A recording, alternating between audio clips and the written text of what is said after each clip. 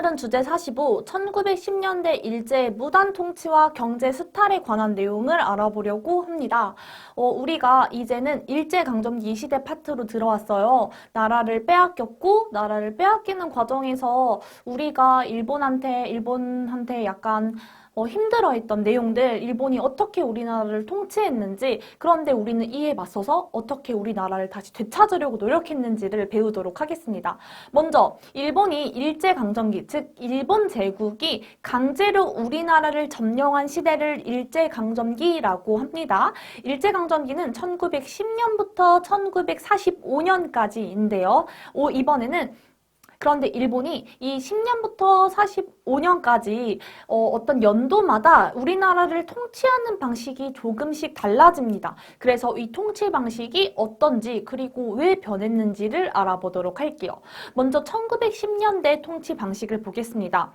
1910년대 일본의 통치 방식은 우리나라를 굉장히 무섭게 통치하는 방식이었어요. 그것을 무단 통치라고 합니다. 먼저 조선에다가 경복궁 앞에 원래 왕이 사는 그 궁궐인 경복궁 앞에 이 궁보다도 더 큰 조선 총독부라고 하는 부서를 세워버립니다. 뭐냐면 조선을 총감독하는 부서라는 거예요. 그래서 이게 진짜 이 궁 앞에 더 큰 이걸 세웠다는 건 완전 농락하는 거죠. 이거를 세웠고 그리고 여기에 있는 총독이 거의 우리나라의 짱이 되어가지고 우리나라를 막 감시하고 통제했습니다. 그럼 어떻게 무섭게 통치했냐? 먼저 경찰을 일반 보통 경찰을 사용하는 것이 아니라 헌병경찰제를 시행합니다.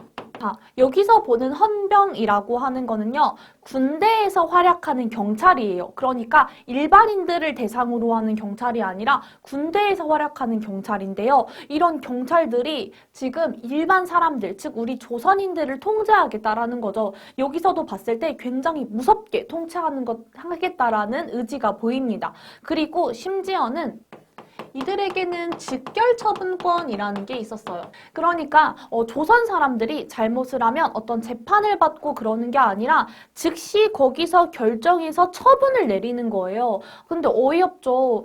그냥 마음대로 경찰이 이 행동은 아닌 것 같은데 너한테 처분을 내리겠어. 이렇게 그 자리에서 즉석으로 처분을 내립니다. 그런데 보통 어떤 처분을 내리냐면요.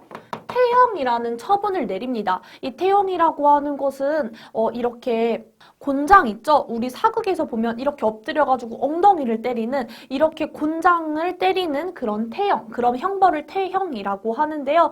이렇게 조선 사람들을 눕혀놓고 이렇게 때리는 이런 처분을 그 즉석에서 하기도 했습니다. 그런데 이렇게 태형을 내리는 이유가 정말 어이가 없어요. 예를 들어서 산에 들어가서 열매를 따도 맞기도 했고요. 굉장히 이유가 내 집 앞마당을 쓸지 않았다는 이유로 태형을 받기도 했습니다. 그리고 이거는 오로지 일본인이 아니라 조선인한테만 가해지는 형벌이었어요. 굉장히 그래서 이거는 많이 비판을 받았던 형벌입니다. 무섭게 통치하고 있다라고 하는 것이 눈에 보이지 않나요?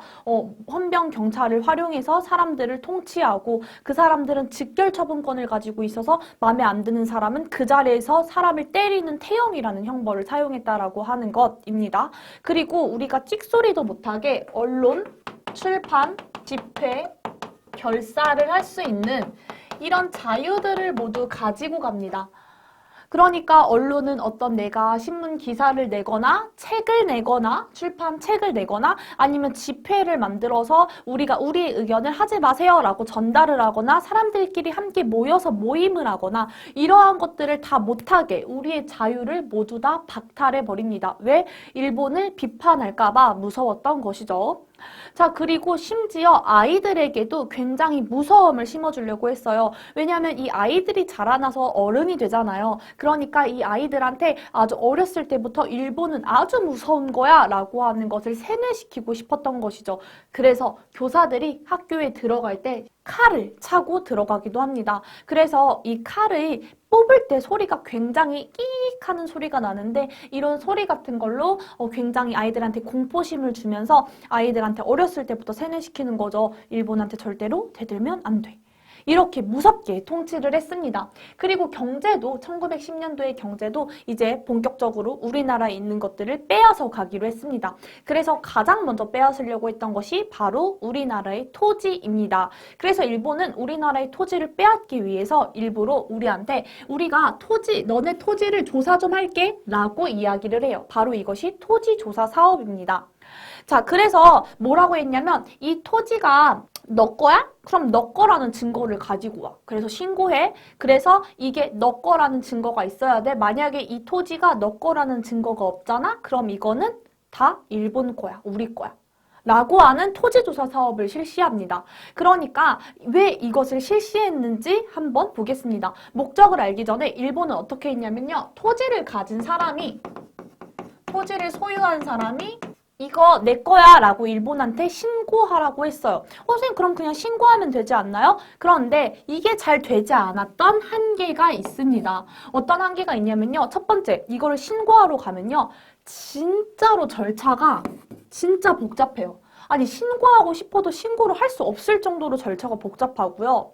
그리고 이렇게 신고하는 기간이 진짜 짧아요. 자, 그리고 심지어는 사람들한테 홍보도 잘 되지 않았어요. 이런 게 있었다라는 것조차 모르는 사람들이 많았어요. 자, 그리고 네 번째로는 심지어 우리가 그때 갖고 있는 땅은 단순히 누구의 땅이야 라고 하기가 조금 어려운 경우가 많았어요. 왜냐면 우리 마을에서 함께하는 공동의 땅인 경우도 많았고 왕실의 땅인 경우도 진짜 많았어요. 그러니까 왕실의 땅이면 이게 단순히 누구 거야 라고 하기가 조금 어렵죠. 자, 그러니까 이렇게라는 이런 한계점이 있었기 때문에 일본은 우리나라에 있는 많은 토지들을 합법적으로 이런 조사를 한다라는 명목하에 다 수탈하고 다 가져갈 수 있었습니다. 즉, 이 토지조사 사업을 실시한 목적은 우리나라의 토지를 합법적으로 가져가기 위함이었죠. 그리고 토지를 다 가져가서 우리나라를 통치하는 돈으로 활용하기도 합니다. 이렇게 일본이 다 가져갔던 토지는 조선 총독부의 소유가 돼서 이 조선 총독부는 이 토지를 일본인한테 나눠주고 동양척식 주식회사에 나눠줍니다. 이 동양척식 주식회사라고 하는 건 일본인의 회사 이름인데요. 일본인이 토지회사, 엄청나게 큰 토지회사의 이름입니다. 그래서 일본이 조선 토지를 수탈하기 위해서 설립한 회사가 바로 동양척식 주식회사입니다. 즉 우리나라의 대부분의 땅들은 일본의 소유가 되었다라고 하는 것이 바로 토지 조사 사업의 결과입니다. 그리고 일본이 회사령이라고 하는 것을 내리는데요. 즉 우리가 회사를 세울 때 무조건 일본인한테 허락을 받아야 했어요. 일본인이 허락해주지 않으면 회사를 세울 수가 없는 거예요. 자, 그래서 회사령이라고 하는 것은 조선 총독부에 허락이 있어야지만 회사를 세울 수 있는 것입니다.